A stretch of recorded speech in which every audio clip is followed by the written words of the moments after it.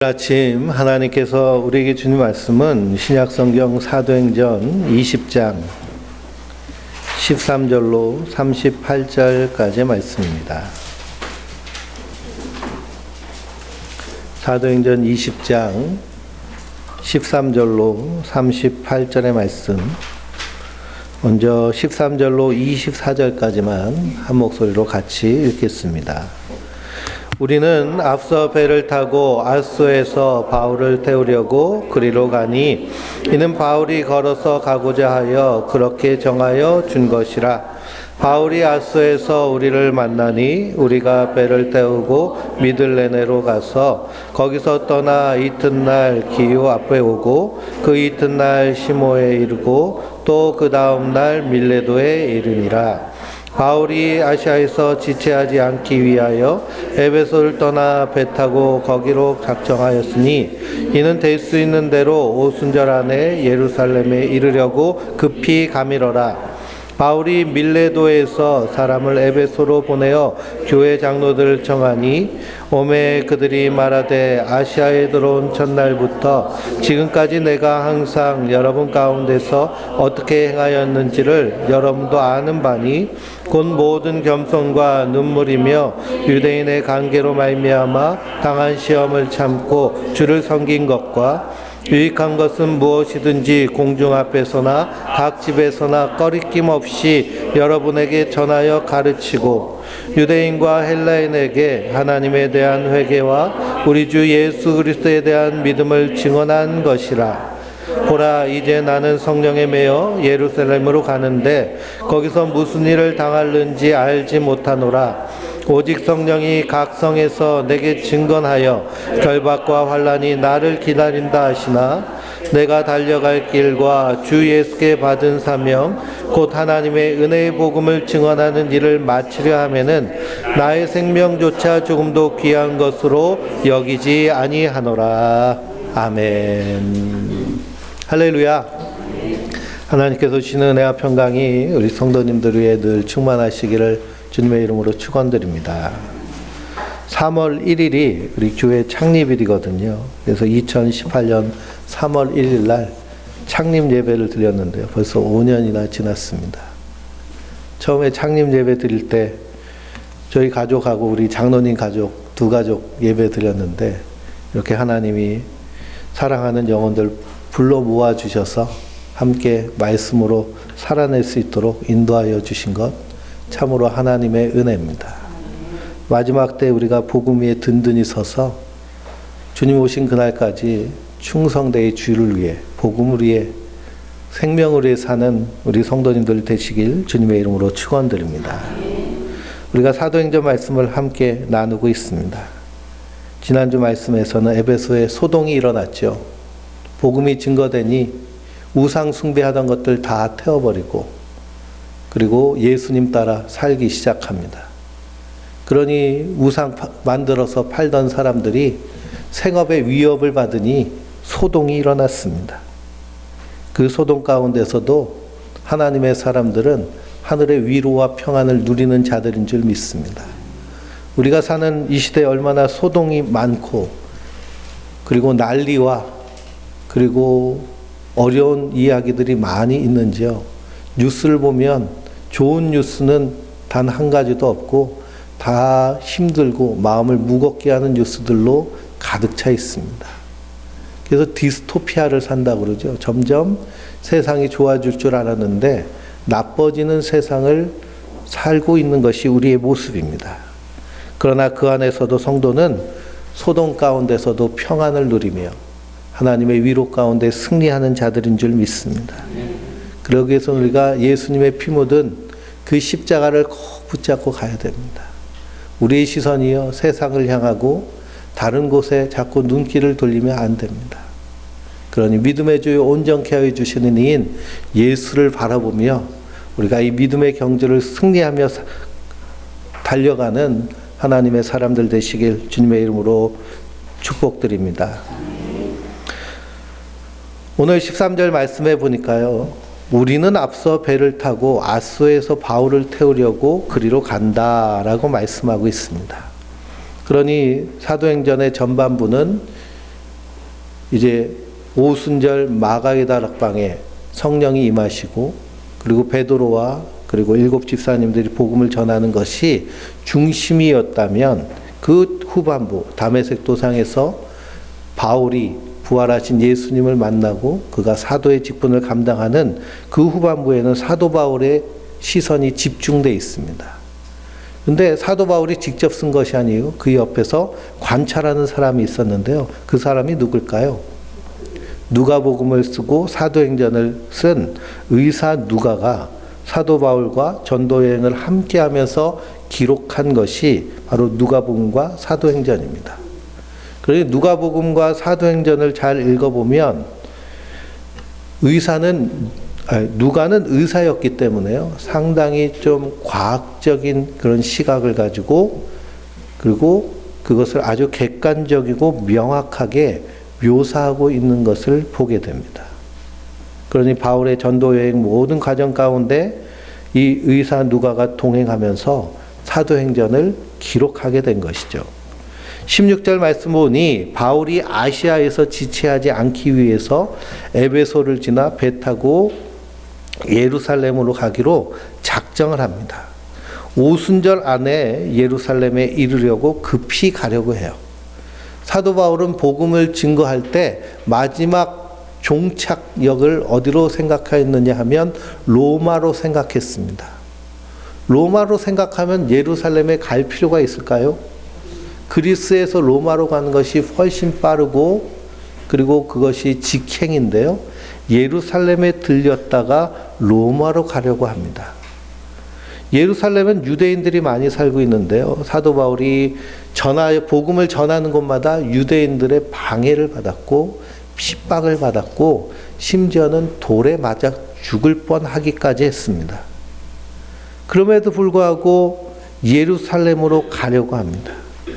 그 이유는 우리가 로마서 8장을 보면 알 수 있는데요. 로마서 8장 1절에서 3절에 사도 바울이 뭐라고 고백하느냐? 내가 그리스도 안에서 참말을 하고 거짓말을 하는 것이 아니다. 나에게 큰 근심이 있는 것과 마음에 그치지 않는 고통이 있는 것을 내 양심이 성령 안에서 나와 더불어 증언하노니 나의 형제 곧 고륙의 친척을 위하여 내 자신이 저주받아 그리스도에게 끊어질지라도 원하는 바로다라고 고백하고 있습니다. 그러니 사도 바울에게 마음에 큰 근심이 있고요. 그리고 그치지 않는 고통, 그리고 내 안에 양심과 성령께서 계속하여서 나를 자극하고 계시는 말씀이 무엇이냐 하면 이방인에게도 가서 복음을 증거하지만 저 헬라 사람들에게도 복음을 증거하지만 자기 민족 유대인들에게 복음을 전하지 않고서는 자기의 신앙적 양심이 견디질 못하는 겁니다. 그러니 자기 민족을 향한 애끓는 마음으로 자기 자신도 십자가의 원수였고 핍박자였고 박해자였는데 그리스도께서 충성되이 여겨서 이러한 하나님의 원수를 만나셔서 뒤집어서 사도로 삼으셨으니 가서 복음을 증거하면 저 유대인들도 예수를 그리스도로 믿고 구원받을 소망을 가지고 예루살렘으로 떠나가는 겁니다. 이 사도 바울의 마음이요 우리 안에 다 있지요. 나는 이렇게 평안하게 하나님의 은혜를 누리고 하나님 사랑 안에서 신앙생활 하는데 그렇지 못하는 가족이 있다 그러면 마치 목에 큰 돌이 하나 걸려 있는 것처럼 얹혀 있는 것이 우리의 마음입니다. 그러니 우리도 사도 바울의 그 뜨거운 사랑의 마음을 가지고 때를 어떤지 못 어떤지 전하기에 힘써야겠습니다. 오순절 날은 절기이기 때문에 유대인들이 더 많이 모일 것 아니에요? 그러니 그 전에 가서 그들에게 복음을 증거하기를 간절히 소망하는 겁니다. 그러니 우리 대한민국 우리들도 명절이 있습니다. 명절이 있으면은 친척들이 만나고 그리고 가족들이 만나는 그런 좋은 기회인데 그런 기회가 되면 더 무엇을 위하여서 마음을 써야 될까요? 복음을 위하여서 마음을 써야 될 줄 믿습니다. 사도 바울이 오순절 전에 예루살렘에 이르기 위해서 서둘러 가는 중에 밀레도에서 사람을 보내서 에베소 교회 장로들을 청하여 부탁을 합니다. 에베소 교회는 사도 바울이 가장 오랜 기간 활동한 교회죠. 3년 동안 밤낮 쉬지 않고 눈물로 각 사람을 훈계하였다라고 31절에 말하고 있습니다. 여러분을 일깨워 내가 3년이나 밤낮 쉬지 않고 눈물로 각 사람을 훈계하던 것을 기억하라. 그러니 가장 오랫동안 목회한 교회가 이 에베소 교회입니다. 이제 사도 바울은 다시는 에베소에 들리지 못할 것을 알고 마지막 유언처럼 에베소 교회 장로들, 지도자들에게 부탁을 하고 있습니다. 그러니 사도 바울의 심정은요, 복음을 전하며 매 순간이 마지막이라고 생각하며 사는 삶이 바로 사도 바울의 삶이었습니다. 근데 우리 성도들도 그런 삶이었겠죠. 우리가 매주 만나고 주중에도 만나고 자주 만나지만요, 언제라도 만나지 못할 때가 있다라는 것을 인식하며 사는 것이 우리가 사람을 대할 때 가장 중요한 태도인 사랑하는 마음으로 대할 수 있는 가장 큰 원동력이 되는 줄 믿습니다. 그러니 진실한 삶, 사랑의 삶은요, 내일 저 사람을 만나지 못할 수도 있다는 그런 안타까움과 그리고 그런 애틋함이 우리 안에 있어야 될 줄 믿습니다. 미국의 서부 개척 시대에 많은 전도자들이 영국이나 유럽에서 미국으로 건너와서 그래서 목회를 하고 교회를 개척합니다. 특별히 감리교회는 남감리교회, 북감리교회 이렇게 나뉘어져서 열심히 복음을 증거하고 그리고 1년에 한 번 연회로 모여요. 그래서 우리 감리교회는 4월이 되면 연회로 모여서 회의를 하는데요. 그러니 동부연회에 속해 있는 우리 교회는 그 강원도에 있는 모든 감리교회 목사님들 모여가지고 한 해 동안 어떻게 사역을 했는지 뭐 보고하면서 하는 회의를 합니다. 근데 우리는 그냥 모여가지고 그냥 신나게 먹고 회의하고 인사하고 작별하는데요. 그 서부 개척 시대에는 이렇게 모여서 연회로 모이면 작년에 봤던 사람들, 만났던 동역자들의 3분의 1을 만나지 못해요.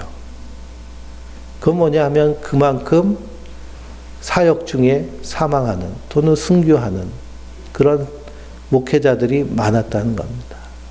그러니 만나는 자리, 헤어지는 자리가 다 눈물바다가 되는, 언제 또 만날지 모르는 하나님 나라에서 만날 소망을 가지고 그런 애틋함을 가지고 사는 것이 바로 성도의 삶인 줄 믿습니다.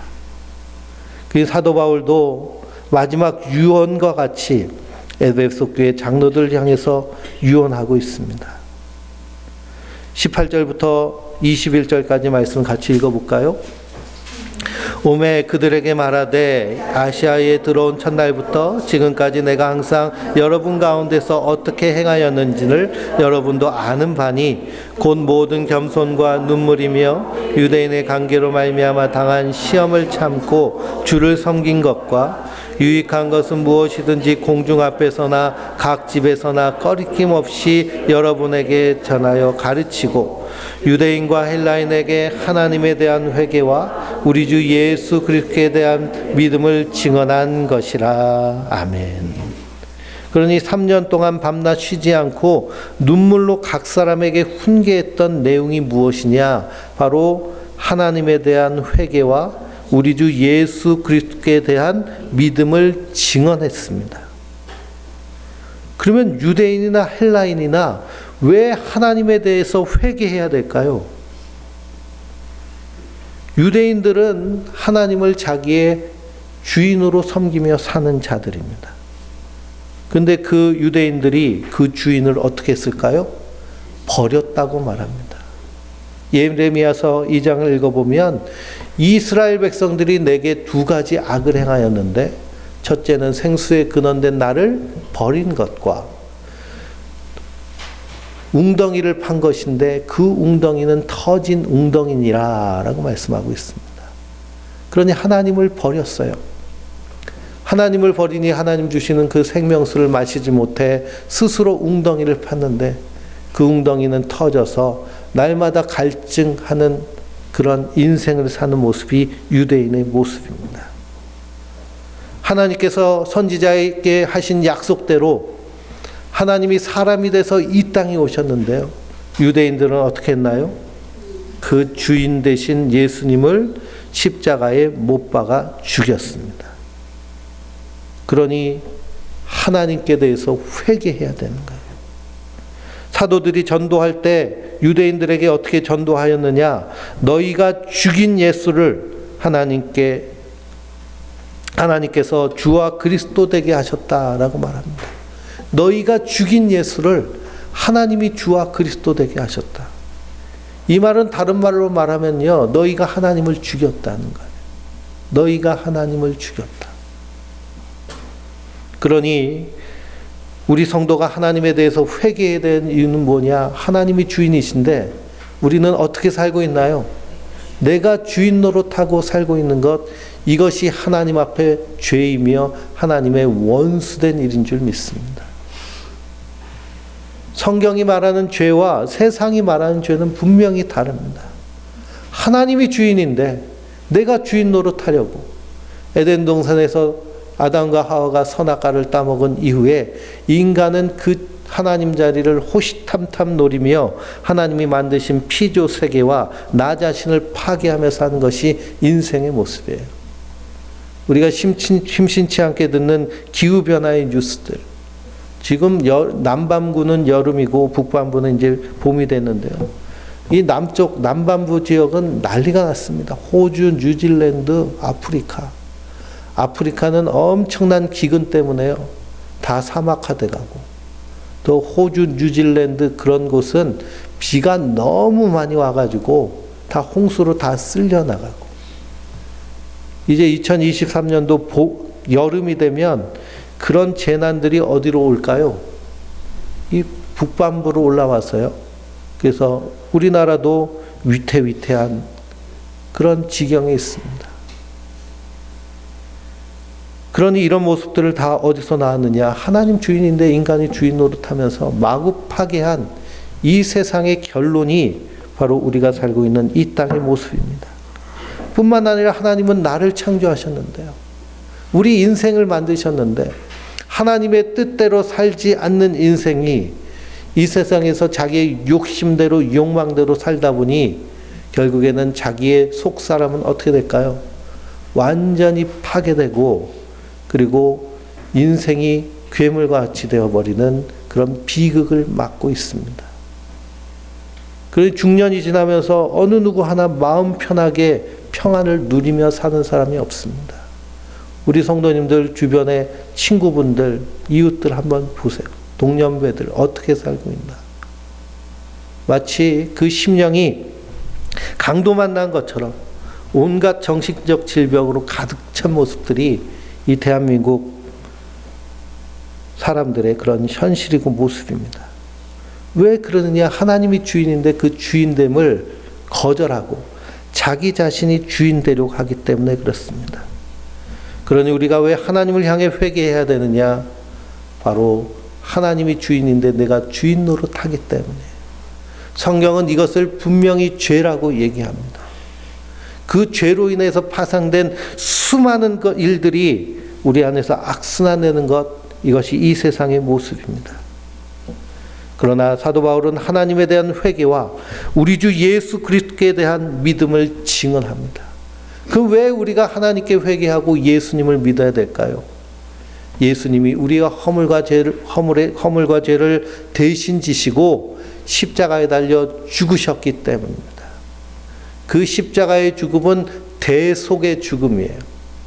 누구의 죄를 대신 지시고 십자가에 달려 죽으셨을까요? 나의 죄를 대신 지시고 십자가에 달려 죽으신 거예요. 그래서 예수 그리스도 안에 있는 자들에게는 결코 정죄함이 없느니라 사도 바울은 분명히 선언합니다. 그러니 그 예수 안에서 평안이 있고, 예수 안에서 기쁨이 있고, 그 예수 안에서 생명이 있는 줄 믿습니다. 그 예수님의 은혜로 사는 자들이 바로 성도들이에요. 그 그 은혜를 한순간이라도 잊어버리면 우리는 빛을 잃어버린, 그리고 맛을 내지 못하는 소금과 같이 세상에 밟힐 뿐이라고 주님은 분명히 말씀하고 있습니다. 그리고 사도 바울은 하나님에 대한 회개와 우리 주 예수 그리스도에 대한 믿음을 밤낮 3년 동안 쉬지 않고 간절히 각 사람에게 이 복음을 증거하였습니다. 그러니 우리 안에도 이 십자가의 그 은혜가 확실하게 자리 잡아야 될 줄 믿습니다. 성도는 이 하나님의 은혜로 사는 자들이에요. 이 은혜를 우리가 굳건하게 믿고 받아들이고 나의 삶의 중심으로 삼을 때 우리 안에서 하나님의 생명으로 풍성하게 넘치게 되는 줄 믿습니다. 그러니 은혜로 사는 자들이 바로 성도들입니다. 우리가 예배드리는 것도 이 은혜에 감사하여서, 우리가 주를 위해서 하는 모든 활동들, 드리는 헌금도 이 은혜에 감사하여서 하는 것이죠. 내가 이렇게 해서 하나님께 무엇을 받겠다 하는 것은 그 은혜를 모르는 모습입니다. 그런 율법주의적인 신앙 우리가 타파해야 됩니다.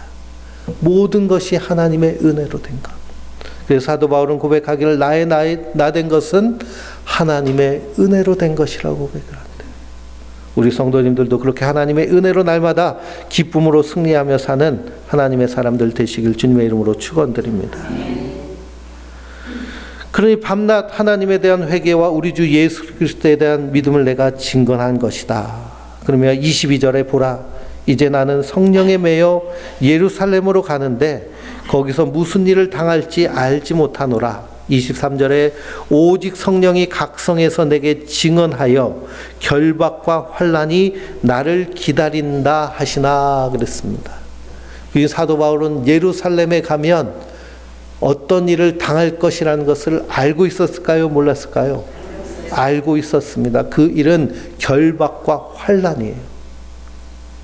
성령께서 지나가는 각 성마다 거기서 교제하는 성도들에게 말씀하신 것은 넌 예루살렘에 가면 고난당한다. 넌 예루살렘에 가면 사람들에게 묶여서 그래서 환난이 너를 기다리고 있다라는 그런 말씀을 이미 들었습니다. 그래서 21장 그 다음 장을 보면 성령의 음성 들은 사람들이요, 예루살렘 왜 가냐, 가지 말아라, 자꾸 말려요, 막아요. 우리 같으면 어떻게 할까요? 밤에 꿈에 하나님이 나타나서 너 가면 큰일 나, 환난당해, 고난당해. 우리는 비슷한 꿈만 꿔도요, 예루살렘 근처도 안 갈 겁니다. 근데 사도 바울은 뭐라고 하나요? 24절에 나의 달려갈 길과 주 예수께 받은 사명 곧 하나님의 은혜의 복음을 증언하는 일을 마치려 하면은 나의 생명조차 조금도 귀한 것으로 여기지 아니하노라. 사도 바울의 사명을 고백하고 있습니다. 결박이 있고 환난이 있어도요, 나는 간다는 거예요. 왜 그러냐? 그게 내가 갈 길이기 때문입니다. 예수님 뭐라고 하셨나요? 누구든지 나를 따라오려거든 자기를 부인하고 자기 십자가를 지고 나를 따라올 것이니라. 그래서 성도는 인생 앞에 환난과 고난이 있다 할지라도 두려워하지 않고 주님의 십자가 붙잡고 가는 자들인 줄 믿습니다. 그렇게 걸어갈 때요, 주께서 가만 내버려 두시는 것이 아니라 늘 동행하시고 함께 하시며 거기서 하나님의 놀라운 일을 이루시는 줄 믿습니다. 이게 하나님의 일하심입니다. 날마다 평탄한 길만 가면 거기서 하나님 만날 수 있을까요? 예수님 일하시는 것을 경험할 수 있을까요?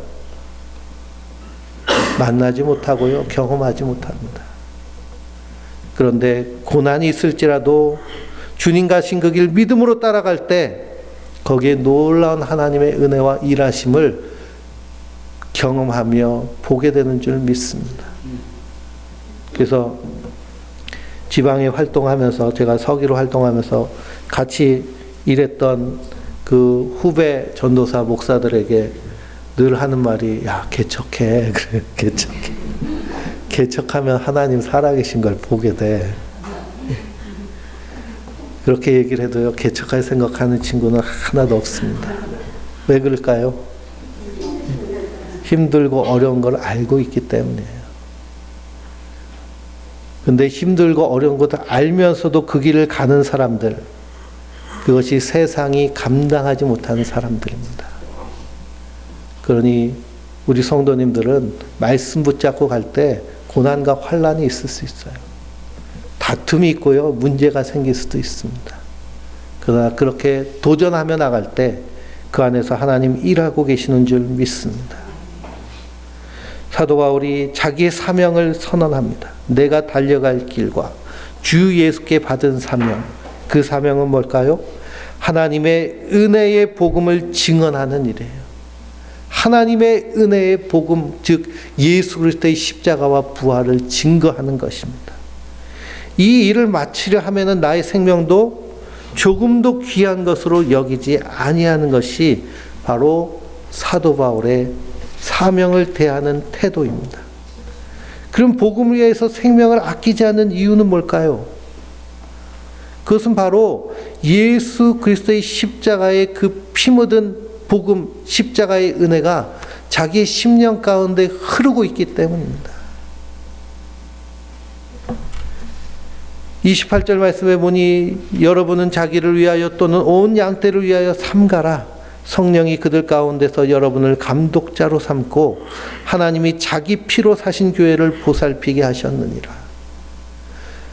하나님이 자기의 피로 사신 교회라고 말씀하고 계세요. 제가 누누이 말씀드리지만 교회는 건물이 아니라 예수 그리스도를 믿는 우리 한 사람 한 사람이 하나님의 교회인 줄 믿습니다. 너희는 성령이 거하시는 하나님의 전인 줄 너희가 알지 못하느냐? 사도 바울은 분명히 말씀하고 계세요. 우리 안에 성령님이 계시고 주님의 피 묻은 보혈이 우리 심령의 문설주에 흐르고 있기 때문에 우리가 하나님의 교회인 줄 믿습니다. 하나님의 교회는요, 하나님이 값을 주고 사셨어요. 그 값이 십자가에서 흘리신 피값입니다. 그러니 내가 하나님의 교회일 때 나의 값어치는요, 예수님의 피값이에요. 예수님의 피값은 값으로 매길 수 있을까요? 없을까요? 값으로 도무지 매길 수 없습니다. 그래서 하나님이 값 없이 주신 거예요. 공짜로 거저 그냥 싸구려로 던져주시듯이 당근마켓에 제가 버리기 아깝고 쓰기는 필요 없는 것들 무료 나눔 쭉쭉 올리거든요. 그러면은 막 1분이 되지 않아서 그냥 그 톡이 계속 옵니다. 저 주세요, 저 주세요, 저 주세요. 그 선착순으로요. 번호 주소 딱 찍어주고 선한 목자교회로 오세요 그러면 잽싸게 와가지고 다 가져가요. 근데 그렇게 싸구려로 주신 것이 아니라는 거예요. 거저 주셨다는 것은 값을 매길 수 없기 때문에 우리에게 은혜로 주신 것입니다. 그래서 보네포 목사님은 하나님의 은혜를 값싸게 만들지 말라고 그러잖아요. 하나님의 은혜를 값싸게 만드는 것은 어떻게 만드는 걸까요? 내가 그 놀라운 하나님의 은혜를 받았는데 그 가치를 알지 못하고 나를 마구 굴리고 하나님의 그 창조의 그 원뜻을 따라 살지 아니하고 세상이 말하는 그런 천박한 삶을 따라 사는 것, 이것이 하나님의 은혜를 값싸게 만드는 일입니다. 그러므로 성도는 하나님의 이름을 위해 사는 자들이에요. 내가 어떻게 사느냐에 따라 하나님의 이름이 높임을 받고 어떻게 사느냐에 따라 하나님의 이름이 땅에 떨어집니다. 우리의 삶을 통해서 하나님의 통치가 나타나야 돼요. 아, 하나님이 다스리는 사람, 하나님의 통치를 받는 사람은 이런 삶을 사는구나. 그러니 평안하고 감사하고 기뻐하는 삶, 근심이 없고 하늘 소망을 가지고 소망 가운데 승리하는 삶을 사는 것이 사명받은 성도들인 줄 믿습니다. 그 하나님의 사역 일하심이 우리 안에서 드러나도록 사도 바울과 같이 믿음으로 도전해 나갈 때 우리 안에서 놀라운 하나님의 살아계심을 경험하게 되는 줄 믿습니다. 그러니 사도 바울은 하나님의 피로 산 그 교회, 나를 구원하시기 위해서 흘리신 그 십자가의 은혜의 가치를 알고 있기 때문에 자기 생명을 조금도 귀한 것으로 여기지 아니하고 자기의 달려갈 길을 위해서 담대하게 예루살렘을 향하여 그 길을 걸어가고 있는 것을 우리가 보게 됩니다. 우리도 마찬가지입니다. 우리의 이 영의 눈이 활짝 열려야겠습니다. 26절에서 27절을 읽어보면 사도 바울이 이렇게 얘기합니다. 그러므로 오늘 여러분에게 증언하거니와 모든 사람의 피에 대하여 내가 깨끗하니 이는 내가 꺼리지 않고 하나님의 뜻을 다 여러분에게 전하였음이라 라고 말합니다. 사도 바울은 모든 사람의 피에 대해서 깨끗하다고 얘기합니다. 이건 무슨 얘기일까요? 사도 바울은 만나는 사람마다 다 복음을 증거했다는 겁니다. 복음을 받아들인 사람은 생명으로, 복음을 거절한 사람은 심판받게 될 것입니다. 심판받을 때 그 심판대에 선 사람이 만약 복음을 듣지 않았다면 뭐라고 원망을 할까요? 저 바울이 나에게 복음을 전하지 않았다고 그렇게 외칠 수도 있을 겁니다. 그러나 사도 바울은 모든 피에 대해 깨끗하다는 것은 만나는 사람 그 누구도 나를 통하여서 대화하고 교제할 때 복음을 듣지 않은 적이 없다는 거예요. 그러니 선한목자교회 출석하고 신앙생활을 했던 분들 중에 안타깝게도 지옥에 가서 하나님 심판받는데 거기서 내가 설교 시간에 한 번도 복음을 들은 적도 없고 예수님 십자가의 은혜가 뭔지도 모르고 그냥 예수 믿고 교회 다니면 이 땅에서 번영하고 성공하고 잘되고 자식 잘 되는지 알았다고 그렇게 전한다면 그 피가 누구에게 돌아갈까요? 그렇게 전하는 자에게 돌아가겠죠. 그러니 하나님의 말씀, 사도 바울은 한순간도 하나님을 향한 회개와 예수 그리스도에 대한 믿음을 증거하지 않은 적이 없습니다. 이것은 반드시 증거되어야 합니다. 그러나 디모데 후서를 보면 경건을 이익의 도구로 삼는 자들, 예수 믿는 것을 통해서 자기의 이득을 삼으려고 돈벌이 하는 사람들, 그 사람들은 이 피 묻은 복음을 제대로 전할까요? 그러지 않죠. 이 땅에서 잘되고 성공한 이 번영을 전할 겁니다.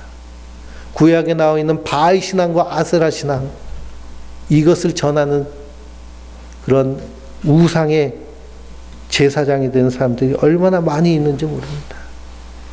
그러나 사도 바울은 이 사명 위에 흔들리지 않고 견고하게 서 있습니다. 그러면서 사도 바울은 에베소 교회 장로들 권하고 있습니다. 28절에 보니 여러분은 자기를 위하여 또는 온 양떼를 위하여 삼가라. 성령이 그들 가운데 여러분을 감독자로 삼고 하나님이 자기 피로 사신 교회를 보살피게 하셨느니라. 그러니 목회자와 평신도 지도자는 성령께서 그 사람들 누구로 삼으셨어요? 감독자로 삼으셨어요. 무엇을 감독하라고 감독자로 삼으셨을까요? 예수 그리스도의 피 묻은 복음 붙잡고 사는지 감독하라는 거예요. 그러니 우리가 1:1 성경 공부하고 성경 공부하신 분들은 또 꿈 공부하고 그래서 계속 우리가 제자 훈련하는 것은 예수님 십자가 붙잡고 살기 위해서입니다. 이 은혜로 살기 위해서예요.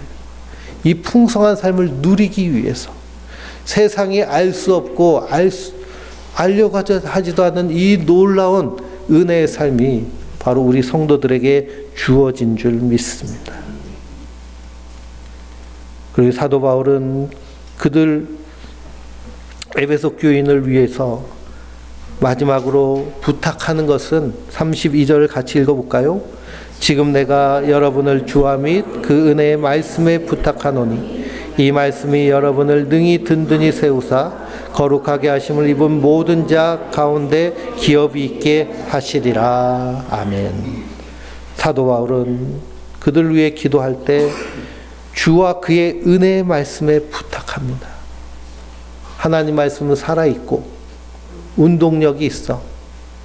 강한 날선 어떤 것보다도 예리하여서 우리의 심령과 골수를 쪼개기까지도 하며 우리의 모든 생각을 판단하여서 하나님이 원하시는 대로 우리를 살게 하여 주시는 줄 믿습니다. 말씀은 교훈과 책망과 바르게 함과 의로 교육하기에 유익하여서 성도로 하여금 이 땅에서 하나님의 선하심을 따라 예수님의 성품에 따라 살 수 있는 그런 힘과 능력을 우리에게 주시는 줄 믿습니다. 그러니 사도 바울은 하나님의 은혜의 말씀에 부탁하는 거예요. 성령께서 우리 안에서 말씀하시도록 또 그 말씀이 우리의 삶의 주인이 돼서 그 말씀이 이끄는 대로 살도록 부탁하고 있습니다. 그러므로 주께서 우리 안에서 이 말씀으로 역사하여 주시는데요. 그 풍성함, 그 충만함, 그 안에서 사명이 분명한 사람들이 바로 우리 성도들입니다. 나의 달려갈 길과 주 예수께 받은 사명 곧 하나님의 은혜의 복음을 증언하는 일을 마치려 하면은 나의 생명조차 조금도 귀한 것으로 여기지 아니하노라. 이렇게 우리가 도전하며 살아갈 때 우리 안에서 역사하시는 살아계신 하나님을 생생하게 경험하게 될 줄 믿습니다. 그 하나님과 날마다 동행하며 승리하는 하나님의 사람들 되시길 주님의 이름으로 축원드립니다.